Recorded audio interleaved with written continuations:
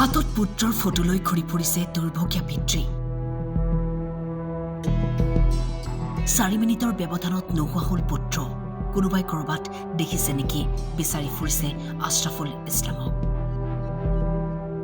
অসহায় পিতৃয়ে 23 বছৰীয়া পুত্ৰক বিচাৰি হাইৰাণ। ফাৰ্মাচীলৈ আনিছিল পুত্ৰক। নাম ৰেজিষ্টাৰ বহীত লিখি অকণমান সময়ৰ বাবে ওলাই আহিছিল। ঘূৰি আহি দেখে নাই আশ্ৰাফুল ইছলাম।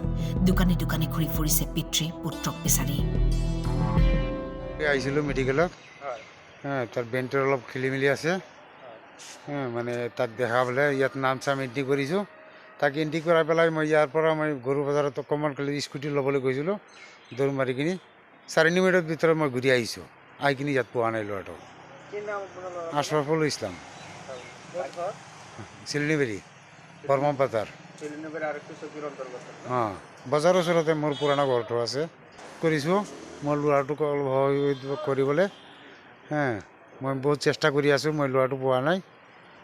মই ৰাইজৰ কাছে এইটোৱে অনুৰোধ, ফোন নম্বৰ ইয়াত দিয়া আছে, মোক পালে এইটো হেৰি সহযোগিতা কৰিব। ৰাইজক মই অনুৰোধ কৰিছোঁ, এইটো ল'ৰাটো পালে মানে কোনোবা সহযোগিতা কৰিব। চিলনিবাৰী মোৰ ঘৰ, তাতে জনালে হ'ব, কিবা নম্বৰত জনালেই হ'ব। বিশেষভাৱে সক্ষম আশ্ৰাফুল ইছলামক যদি আপুনি ক'ৰবাত প্ৰত্যক্ষ কৰিছে, তেন্তে ৰাইজলৈ অনুৰোধ পিতৃৰ। আশ্ৰাফুলৰ সন্ধান পালে তলত উল্লেখ কৰা এই নম্বৰত যাতে খবৰ দিয়ে, নতুবা চিলনিবাৰী আৰক্ষীক খবৰ দিয়ে যেন। লখিমপুৰৰ পৰা ইনজামামুল হকৰ ৰিপৰ্ট, টাইম 8।